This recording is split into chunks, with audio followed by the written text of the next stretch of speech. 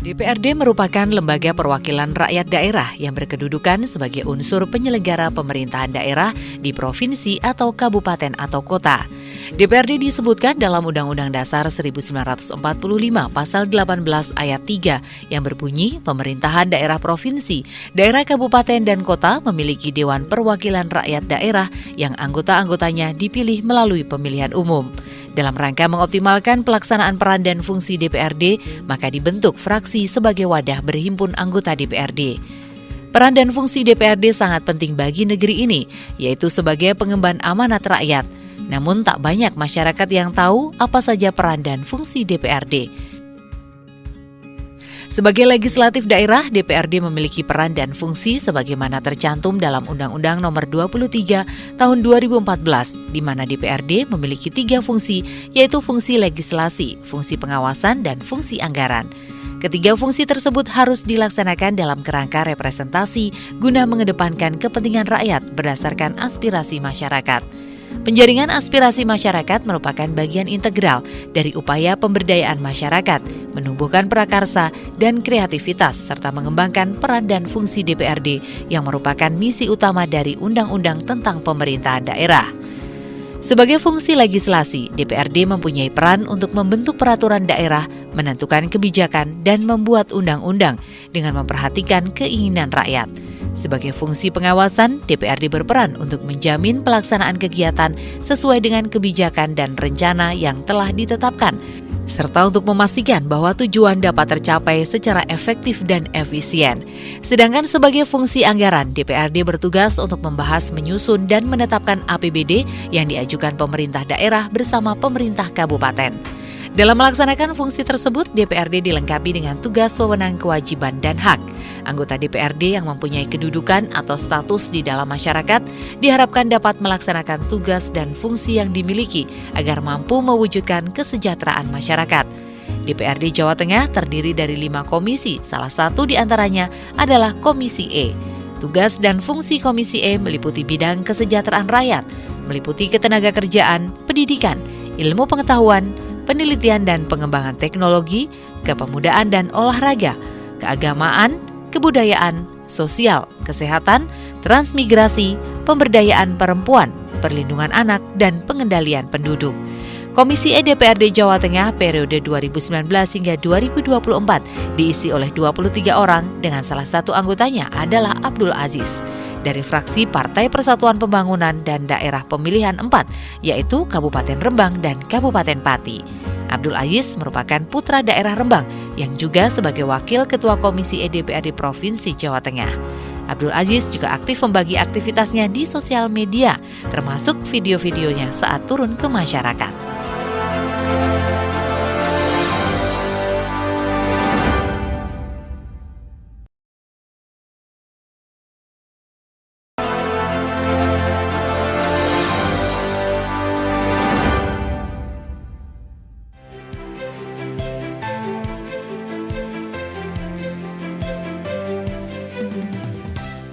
Halo pemirsa, Assalamualaikum warahmatullahi wabarakatuh. Nah, kali ini tokoh kita DPRD Jawa Tengah menyambangi seorang wakil Ketua Komisi E DPRD Jawa Tengah. Beliau ini kalau di media sosialnya ini disebutnya calon politisi, tapi saya kok nggak percaya ya kalau calon politisi. Calon terus. Ya, jadi tokoh kita hari ini bersama saya Septi Wulandari, kita akan selama 1 jam ke depan ngobrol-ngobrol dengan Pak Abdul Aziz ini sebagai seorang wakil rakyat. Seperti apa sih kegiatan beliau ini, kemudian apa saja yang sekarang ini menjadi concern gitu ya dari wakil rakyat khususnya di Komisi E untuk masyarakat Jawa Tengah khususnya. Oke, langsung saja saya sapa. Assalamualaikum Pak. Waalaikumsalam Mbak Septi. Ya, ini panggilnya enaknya Pak Aziz saja kan ya? Oke. Kang juga nggak apa-apa. Oke, ini makanya ini mau saya konfirmasi nih. Kalau di medsos ini ada Kang Abdul Aziz gitu ya. Ini memang sekarang lebih nyamannya dipanggil seperti itu ya? Biar lebih santai, akrab. Oke, atau lebih kelihatan lebih muda gitu ya? Oke. Kang Aziz nih kan enaknya ya. Ini kalau di medsos ini sebutnya kok calon politisi. Saya tapi nggak percaya ya kalau calon politisi. Sudah berapa periode ini? Iya mungkin itu dulu waktu bikinnya awal itu sedang jadi calon itu. Oh gitu ya, ada yang jadi calon belum Ngerubah diperbarui. setelah jadi rubah. Padahal kan sudah 3 periode di provinsi. Sudah 3 periode, Iya. jadi udah bukan calon Sudah ya, bukan tapi calon. memang sudah jadi politisi sekarang. sudah jadi Iya, politisi. betul. Nah, di Komisi E sendiri nih, Iya. saya mau manggil Kang Aziz gitu. Iya, nggak apa-apa. Gitu ya. Di Komisi E ini sekarang lagi sibuk apa nih sebagai wakil rakyat? Komisi E sesuai tugas dan fungsinya kita tentu serius dengan soal pendidikan. Terakhir soal kebudayaan, Mbak, kebetulan. Karena kita sedang menggagas perda kebudayaan, kebetulan juga inisiasinya langsung waktu itu saya sendiri yang terus berjuang ngasih pemahaman ke teman-teman. Bapak-bapak, sebab 2 tahun sebelumnya saya itu sebenarnya juga sudah menggulirkan. Saya masih ingat saat itu di Banggar, saya gulirkan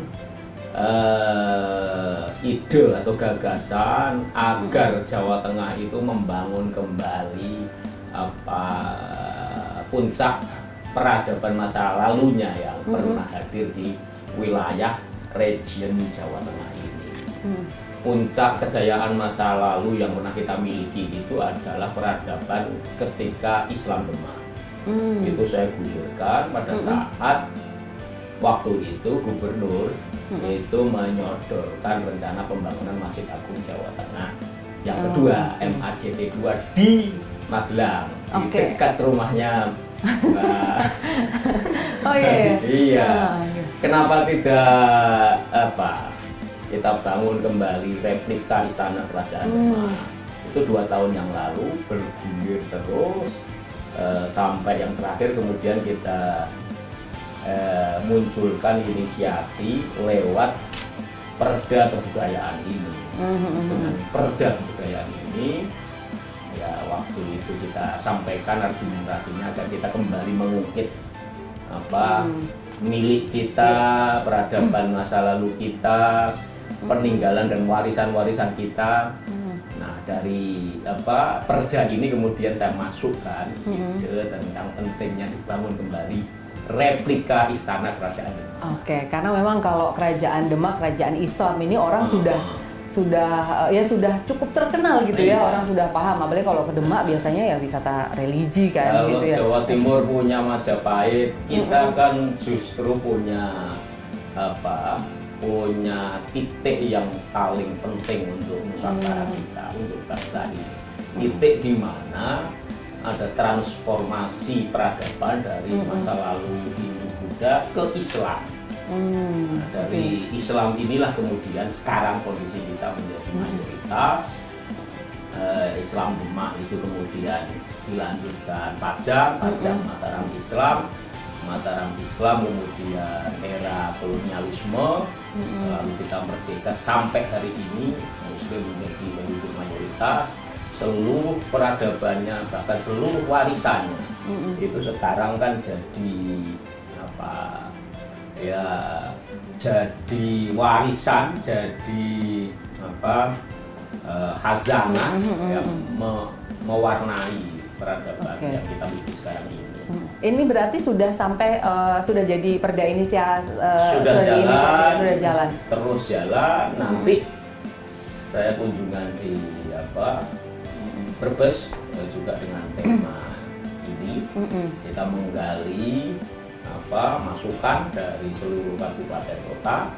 Dalam 2 minggu ini memang kebetulan kita keliling berkunjung dengan tema yang sama. Kita ingin memperoleh masukan dari kabupaten kota tentang isi perda ini. Nah, tapi kalau ini kan sudah jalan juga ya untuk kemudian cari masukan gitu dari berbagai tentang isi perda ini. Tapi kira-kira sebenarnya dari perda ini tujuannya yang ingin dicapai ini seperti apa? Yang pertama, karena ini kan perda pemajuan kebudayaan sebagai tindak lanjut dari undang-undang pemajuan kebudayaan. Jadi ada 2 hal yang sebenarnya jadi agenda, jadi jadi tantangan kita di Jawa Tengah itu. Apa itu? Pertama, kemajuan kebudayaan, yang kedua cagar budaya. Sama-sama punya undang-undangnya. Nanti kita mau breakdownnya di tingkat Perda Jawa Tengah. Kebetulan yang kita baru masuk ini yang kemajuan kebudayaan. Dengan Perda ini harapannya ya dari sisi objek ada 10 objek kebudayaan, itu akan kita eksplorasi semua, kita akan catat apakah itu budaya lisan, apakah itu manuskrip, apakah itu kesenian daerah, bahasa daerah yang ada di Jawa Tengah. Bahasa daerah saja kita mengenal banyak di Jawa Tengah ini. Kita apa, belum ada ya, ternyata ya ada semacam itu ya. Iya, kalau di daerah saya Pati ya apa go? Iya go. Kemarin juga lagi viral-viral loh kalau di medsos itu bahasa Purwodadi, bahasa apa gitu banyak sekali gitu. Sekarang jadi konten menarik, ada banyak pembuat konten yang berlatar belakang bahasa daerah. Jadi viral karena itu. Ya, oke. Jadi ini berkaitan dengan kebudayaan memang sudahlah ya, ini sudah jalan gitu inisiasi Perda ini. Nah, tadi juga yang disampaikan Kang Aziz nih soal pendidikan juga. Nah, kalau pendidikan apa nih yang sudah? Wah, apa nih yang menarik nih, pendidikan soal apa nih? Jadi yang terakhir itu memang concernnya kebudayaan. Ending terakhirnya yang kita bayangkan itu nanti akan terbangun replika kerajaan Islam Demak di Demak. Kalau pendidikan lebih dasar lagi sebenarnya yang jadi concern kami sebelumnya. Kita ini berjuang di sektor pendidikan ini intinya adalah untuk menegakkan keadilan di sektor pendidikan. Lama sudah kita perjuangkan, sejak saya jadi anggota langsung kepada ini. Dulu saya pernah menggagas hilangkan saja bansos. Kenapa itu? Dimarahin sama orang. Enggak, karena itu haknya semua lembaga pendidikan swasta.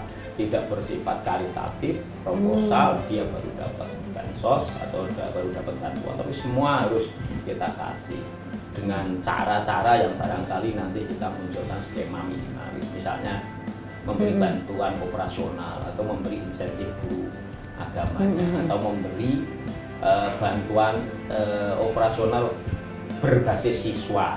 Kayak gitu sudah lama kita munculkan, tapi alhamdulillah 5 tahun terakhir ini baru sukses. Ketika saya diberi kesempatan menjadi ketua Pansus RPJMD Jawa Tengah untuk kepemimpinan Pak Ganjar periode kedua bersama Gus Yassin. Oke, jadi sudah sukses ya yang itu ya. Kesuksesannya seperti apa gitu? Apa saja yang sudah dicapai, nanti kita bahas lagi di segmen berikutnya. Kita akan break terlebih dahulu. Pemirsa jangan kemana-mana, tetap bersama kami dalam Tokoh Kita. Ya.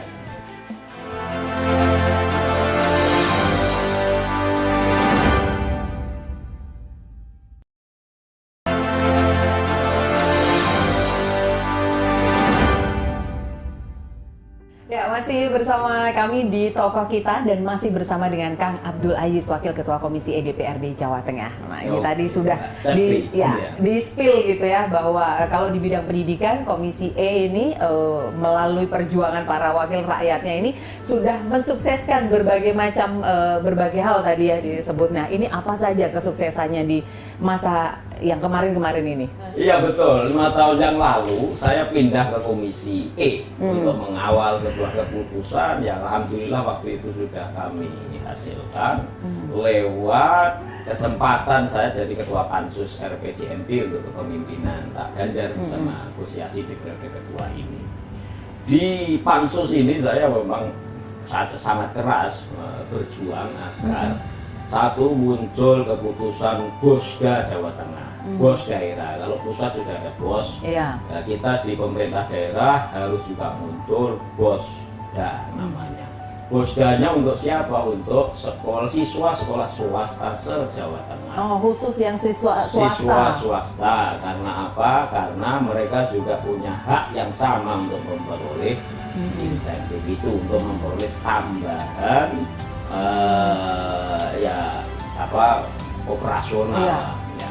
Karena yang negeri memang sudah muncul program gratis sekolah negeri SMA, SMK sesuai kewenangan pemerintah provinsi. Yang swasta dengan skema Bosda ini memang waktu itu luar biasa berat perjuangannya, karena pemerintah punya alasan swasta ini kan milik yayasan. Yang kedua, kewajiban pemerintah hanya untuk yang negeri. Kemudian yang ketiga, kemampuan fiskal kita tidak cukup. Tapi secara kita konsisten, keras, kita lakukan perjuangan itu, bahkan waktu itu sampai akhirnya agenda paripurnanya ditunda, karena saya tetap tidak mau kalau Bosda ini tidak masuk sebagai keputusan. Nah, akhirnya alhamdulillah masuk, muncul keputusan Bosda untuk siswa swasta Jawa Tengah. Alasannya yang kami bangun waktu itu pertama, bos pusat itu kan nggak membedakan antara negeri dan swasta. Oke, kalau yang bos pusat ini satu. semua dapat. Swasta juga dapat. Kemudian yang kedua, siswa swasta itu juga anak-anak didik kita, keluarga kita. Kalau mereka punya kendaraan, sepeda motor atau apa, mereka tetap membayar pajaknya. Ya, yang ketiga, indeks untuk mengukur kompetensi, indeks kinerja yang ditetapkan oleh Dinas Pendidikan Jawa Tengah itu tidak membedakan antara sekolah negeri dan swasta. Yang keempat, siswa swasta itu jauh lebih besar jumlahnya dibanding negeri. Lembaga pendidikan swasta jauh lebih banyak. Tanpa peran swasta, pemerintah itu tidak mampu menuntaskan tugasnya wajib belajar 12 tahun. Porsinya sekolah swasta di Jawa Tengah SMK itu 70% milik swasta, 30% milik negeri. 1.200 lembaga itu milik swasta, cuma 340 lembaga milik cuma ya. 3/4-nya ya. Jumlah siswanya 610.000 yang swasta, yang negeri 580.000. Apal saya waktu itu 4 tahun yang lalu. Kira-kira udah banyak kayak sekarang. Ya. Jadi atas argumen-argumen itulah kemudian wajib swasta itu diberi insentif Bosda. Keputusannya waktu itu tahun pertama 500.000 per siswa. Per siswa. Itu dari SD sampai SMA atau SMA? Oh sorry, SMA aja. Kita SMA. Oke. Kemudian tahun kedua 2021 itu kita naikkan di keputusannya menjadi 750.000 per siswa. Tahun ketiga keempat yaitu menjadi 1 juta per siswa per tahun. Ya, saya sadar betul memang ketika keputusan itu mampu kami wujudkan dengan cara-cara yang agak ekstrim atau agak anulah mungkin ya, agak dianggap kurang wajar karena paripurna harus ditunda. Saya sadar bahwa ini tidak mudah, pasti nanti di pembahasan APBD-nya juga akan alot, juga membutuhkan perjuangan yang keras juga. Maka kemudian waktu itu ketika memimpin pansus, saya berada di komisi D, saya harus pindah di komisi E untuk mengawal keputusan RPJMD itu. Akhirnya saya pindah, alhamdulillah diberi kepercayaan oleh fraksi kami untuk menjadi pimpinan wakil ketua komisi E dan mengawal itu di dalam pembahasan RKPD tahunan. APBD tahunannya kan harus diputuskan lagi. RPJMD itu kan kerangka perencanaan untuk 5 tahun. Ini sebagai pedoman yang mestinya harus diikuti oleh draft penyusunan RKPD tahunan. Tapi sesuai dugaan saya di tahun pertama itu sudah berubah. Oke, seperti apa? Sudah berubah. Mestinya 500.000 untuk semua siswa, yang disodorkan sudah berbeda menjadi hanya 150.000 untuk akreditasi B. Kemudian 250.000 untuk akreditasi B, akreditasi A sekolah A, akreditasinya tidak dapat. Dari 340 miliar mestinya di tahun itu 2020 menjadi hanya 140-an miliar. Berkurang berapa itu? Baru. Akhirnya kita memang kalah memperjuangkan itu di proses pembahasan komisi. Tahun pertama keputusannya sesuai draft yang disodorkan oleh pemerintah provinsi. Ya, kemudian tahun kedua baru ada perubahan sedikit setelah kami ya. mengundang berkomunikasi dengan seluruh sekolah swasta se-Jawa Tengah, kita ketemu dengan kepala-kepala sekolahnya, kita diskusi, mereka kemudian bergerak mendukung semua, ada silaturahmi akbar ketika itu di depan gedung. Jadi memang serius banget gitu yang mengawal ini. Makanya gitu. saya anggap ini poin yang menganggap serius sektor pendidikan. Tujuannya apa? Untuk menegakkan keadilan sektor pendidikan. Yang adil itu seperti apa? Yang adil itu adalah ketika bantuan yang kita berikan kepada sekolah negeri dan sekolah swasta itu dilakukan secara proporsional, seimbang. Adil itu tidak harus sama. Iya, betul. Tapi seimbang. Tentang fiskal, kondisi keuangannya ada sesungguhnya, itu tergantung policy, tergantung political will. Oke, jadi itu di awal itu kan angkanya jauh tuh dari yang memang diusulkan gitu ya. Nah kemudian sampai sekarang ini sudah naik terus gitu atau penyesuaian atau tetap masih sama dengan yang di awal? Saya tadi sampaikan di tahun kedua setelah keterlibatan kepala sekolah swasta, perwakilan pengurus lembaga pendidikan swasta, mereka melakukan audiensi, mereka mengadakan silaturahmi, bola mungkin ya bahasa lainnya. Lalu di tahun kedua ada perubahan, alhamdulillah. Yang yang sebelumnya tidak ada, itu akhirnya dimunculkan. Juga ada sekarang ya. Ada. Nah, cuma ya tetap berbeda dengan ketentuan yang ada yang sudah diputuskan di RPJMD-nya. Jadi berbeda. Kalau di RPJMD kan 500.000, 750.000, terus kemudian 1 juta. Nah, kalau prakteknya selama 4 tahun ini tetap sama tadi, ada 150.000 untuk akreditasi A per siswa. Kemudian akreditasi B itu 250.000 per siswa. Siswa SMK, SMA swasta yang akreditasi C itu baru dapat 500.000 per siswa per tahun. Berjalan sampai hari ini. Meskipun itu kita sesali, tapi tetap harus saya bilang alhamdulillah Mbak. Ada dari tidak ada lah ya. Alhamdulillahnya. Pertama, dari tidak ada menjadi ada. Yang kedua, saya kalau secara pribadi, secara personal, saya alhamdulillah berhasil memunculkan keputusan ini. Keputusan yang bermanfaat untuk 600.000 lebih siswa swasta se-Jawa Tengah. Saya merasa bersyukur sekali punya kesempatan mengambil keputusan penting untuk siswa swasta se-Jawa Tengah. Yang ketiga bersyukurnya, tahun 2020, 2021 itu kan tahun berat bagi APBD kita karena COVID. Nah, betul. Koreksi terhadap kondisi fiskal kita, APBD kita dari perencanaan karena tergerus COVID ini sampai di tahun 2020 itu 1,8 triliun. Refocusingnya. Iya.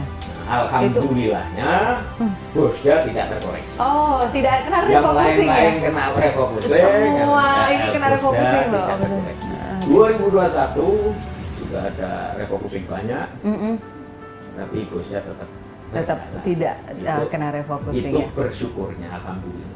Oke. Nah, ini kan sampai sekarang belum belum sesuai dengan RPJMD-nya itu. Nah, masih bisa nggak sih kemudian diupayakan lagi gitu untuk ini biar sesuai atau paling nggak mendekati lagi gitu dengan RPJMD? Tapi nanti nih kita lanjutkan lagi nih, kita harus break lagi nih. Pemirsa jangan kemana-mana, tetap bersama kami dalam Tokoh Kita.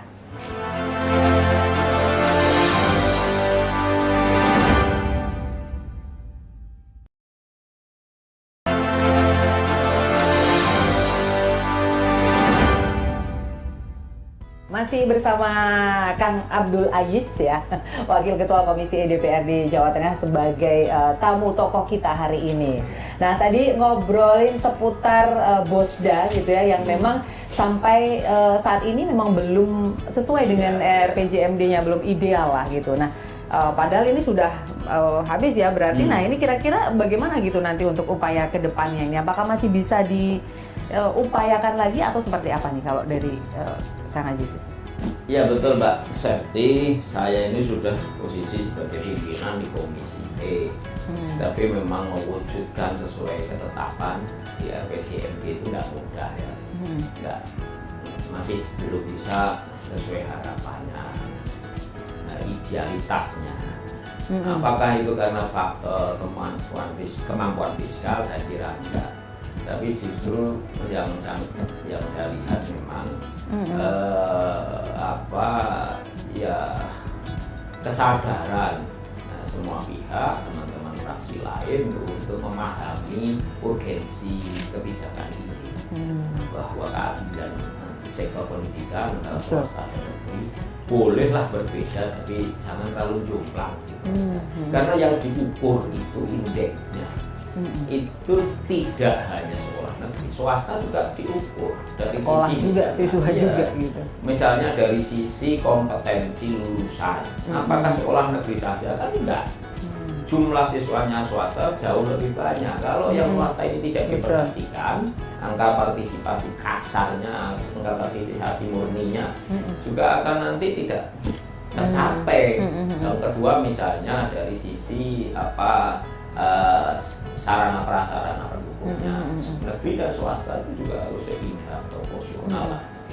Jadi begitu. BSM-nya awal itu hanya diberikan kepada sekolah negeri, beasiswanya yang dari program pemerintah provinsi. Tapi kemudian alhamdulillah karena kita desak di tahun kedua itu sudah muncul alokasi untuk siswa-siswa swasta.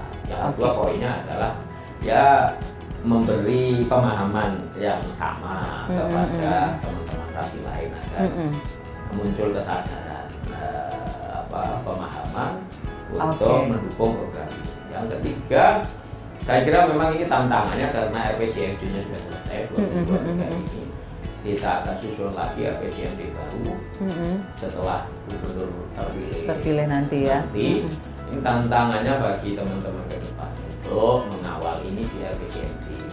Oke, harusnya ada perubahan ya. Karena saya sudah tidak nyalon di provinsi, maka tantangannya bagi saya ini tentu akan saya bawa kalau nanti saya diberi amanah di RRI lewat Magelang ya, Magelang, Wonosobo, Temanggung, saya mencalonkan diri dari sana. Dan kalau nanti diberi kepercayaan, saya pasti akan bawa isu keadilan sektor pendidikan ini di pusat agar agar bos pusat itu coverage-nya lebih dimaksimalkan. Oke, betul. Jumlah angkanya, nominalnya itu dinaikkan. Karena apa? Karena posisinya bos pusat untuk SMA. Kalau untuk SD, SMP itu sudah tuntas, sudah selesai. Ya, clear lah ya. Clear, nggak perlu ada tambahan dari pemerintah kabupaten. Yang untuk tingkat SMA, apalagi untuk perguruan tinggi itu perlu ditingkatkan. Yang untuk SMK Dikmen ini hanya 35-40%. Jadi kekurangannya itu 60-65%. Ini yang sekarang ini 4 tahun ditutup oleh provinsi, tapi yang negeri saja. Nah, coba kalau misalnya APBN itu mengcover 70%. 70% itu berarti indeksnya mungkin atau jumlahnya mungkin per tahunnya bisa menjadi 3.500.000 lah per siswa. Kalau sekarang kan cuma berapa? 1.600.000 per siswa per tahun. Itu dinaikkan. Kalau APBN itu dinaikkan, maka nanti pemerintah provinsi tinggal nambah dikit. Karena sebenarnya secara fiskal keuangan negara itu mungkin sebenarnya bisa tergantung prioritas itu tadi. Tergantung political will-nya itu tadi ya. Baik. Jadi sebenarnya kalau soal pendidikan ya memang ini tadi keadilan pendidikan untuk masyarakat, untuk anak-anak Indonesia ini memang menjadi perhatian yang penting gitu ya dari kita sangat serius dengan tema mencerdaskan kehidupan bangsa. SDM yang berkualitas itu adalah kunci sukses pembangunan untuk menyongsong Indonesia Emas. Maka anggaran pendidikan itu harus betul-betul faktual, konkret, sesuai kebutuhan. Betul sekali. Nah, yang berikutnya nih soal isu lingkungan nih. Kalau isu lingkungan seperti apa nih dari Komisi DPRD Jawa Tengah nih selama beberapa tahun terakhir ini? Menarik sekali. Ini isu ketiga yang jadi concern serius saya. Tapi saya mau nambah ya pendidikan. Oh, apa nih? Pendidikan ada insentif guru madin TPQ, guru keagamaan itu. Oh, nah itu. Murni identik dengan kami Partai P3. Iya. Itu baru di periode sudah kemarin ini ya. 5 tahun berjalan, kemarin mau hilang untuk anggaran 2024. Tapi alhamdulillah kami yang serius, keras, berjuang di Banggar. Akhirnya tetap terselamatkan 247 miliar untuk 230.000 guru agama se-Jawa Tengah di 2024. Ini poin tambahan saya untuk pendidikan. Nah, sekarang lingkungan. Lingkungan. Oke, tadi padahal menarik loh ya. Guru agama tadi loh, madrasah yang ini bukan madrasah yang maksudnya madrasah diniyah, TPQ, pondok pesantren dan guru keagamaan lain. Ada Kristen, ada Konghucu, ada Katolik. Semua tercover. Selama 5 tahun ini total 1,1 triliun saya hitung. Itu saya kira juga poin positif, poin penting yang sudah dijalankan oleh pemerintah Ganjar. Hasil nyata juga nih perjuangan dari wakil rakyat gitu ya untuk memikirkan guru-guru madrasah, guru keagamaan. Nah, yang berikutnya tadi lingkungan. Apa nih kalau dari lingkungan nih dari komisi ini yang diperjuangkan? Juga 5 tahun yang lalu kami diberi amanah, saya sebagai ketua pansus revisi RPRD. Saat itu isu lingkungan memang serius jadi bahan diskusi. Ada 4 sampai 5 isu krusial yang kami putuskan, tapi kemudian dianulir semua oleh pemerintah pusat. Dianulir semuanya? Dianulir semua, meskipun alhamdulillah sudah sukses muncul sebagai keputusan lewat paripurna. Artinya sudah digedok sebagai keputusan paripurna. Yang pertama, memang saya concern dengan isu lingkungan ini. Saya hilangkan arah pengembangan prioritas pertambangan di kawasan Pegunungan Kendeng yang meliputi Bangor, Wonorakiti, Rembang, Blora, Pati, Kudus, dan Jepara. Agar saya tahu ketika itu ada 4 rencana pabrik semen baru setelah semen Gresik sudah berdiri. Nah, ini tentu sangat serius. Kalau ada tambahan 3 atau 4 pabrik semen baru, maka itu saya hilangkan dengan maksud harapan agar kemudian ada moratorium perizinan pertambangan baru di kawasan Pegunungan. Kita hentikan, cukup 1 saja.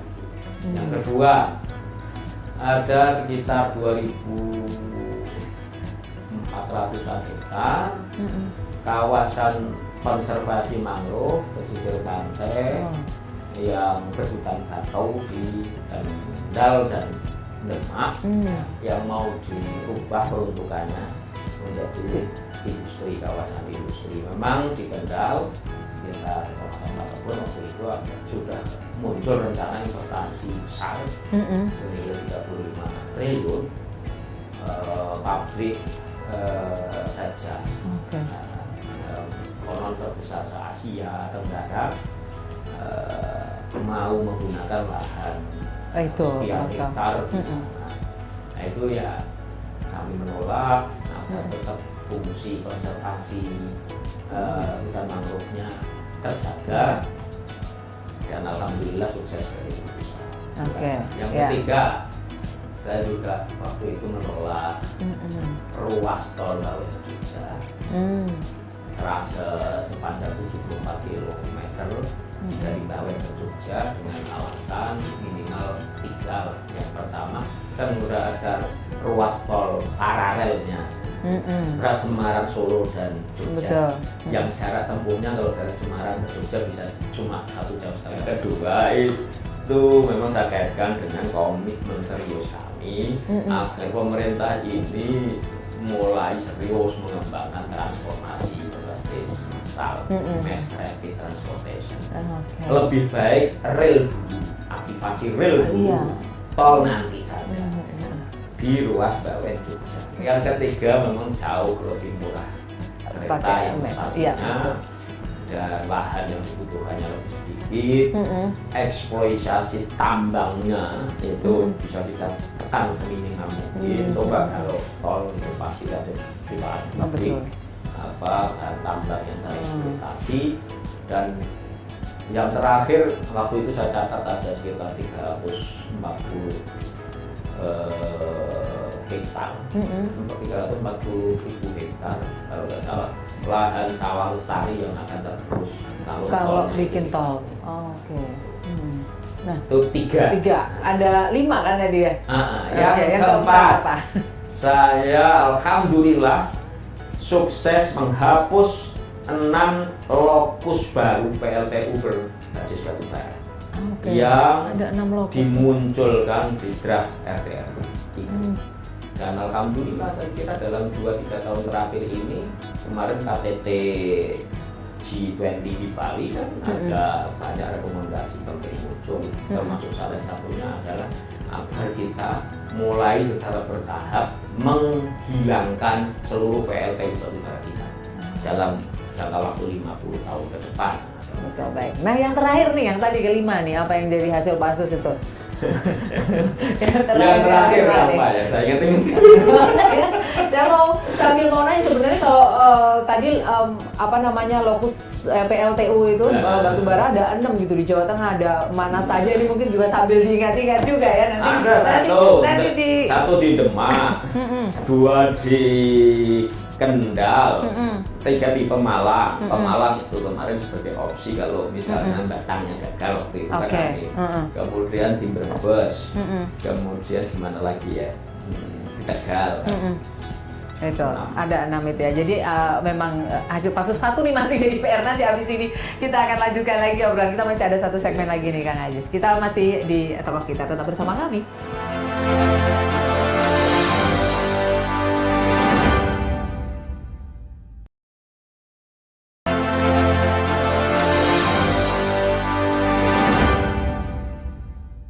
Ya, masih bersama kami dalam program Tokoh Kita bersama DPRD Jawa Tengah, masih bersama dengan Kang Abdul Aziz ya, Wakil Ketua Komisi E DPRD Jawa Tengah. Jadi kalau tadi ada berbagai macam isu yang menjadi concern, salah satunya di lingkungan, sudah dari pansus itu juga sudah ada 5 yang jadi hasil pansus terkait dengan pertambangan, kemudian konservasi bakau, jalan tol Bawen Jogja.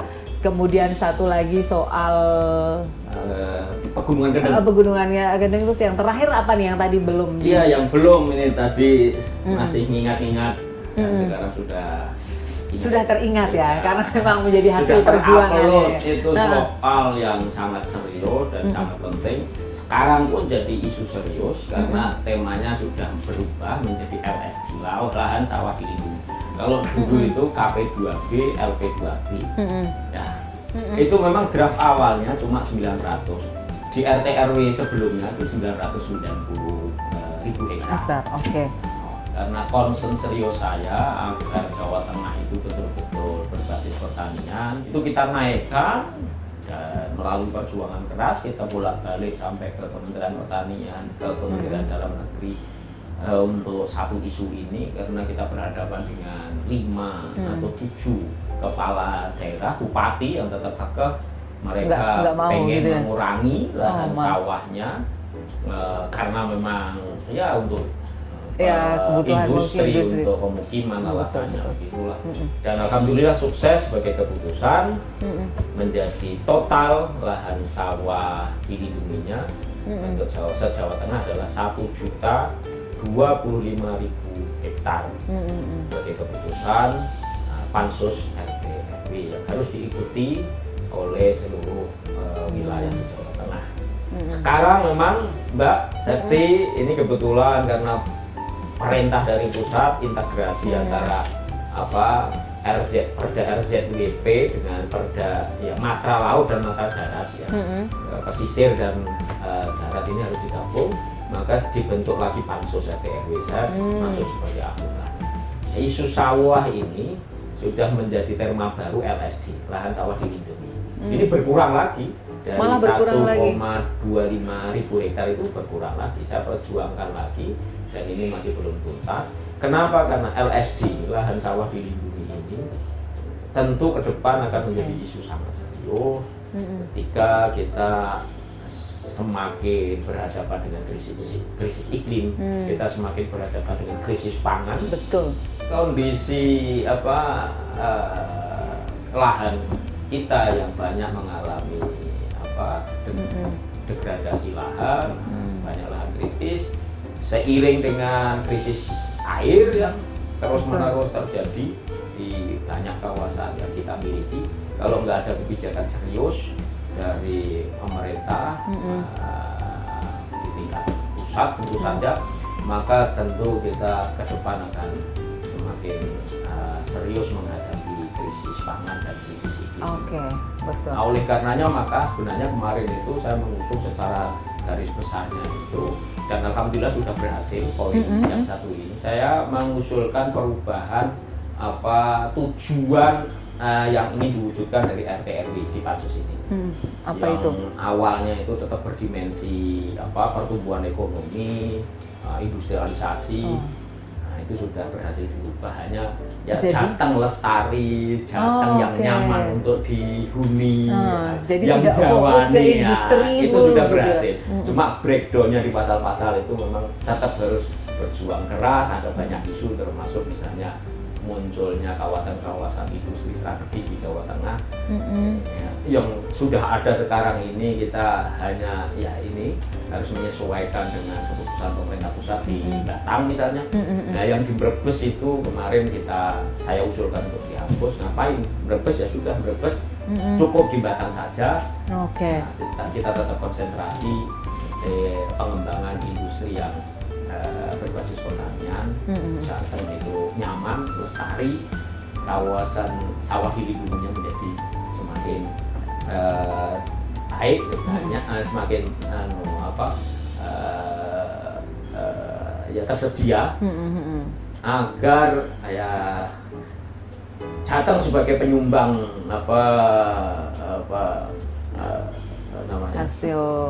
hasil pangan nasional, surplus pangan nasional itu tetap terjaga.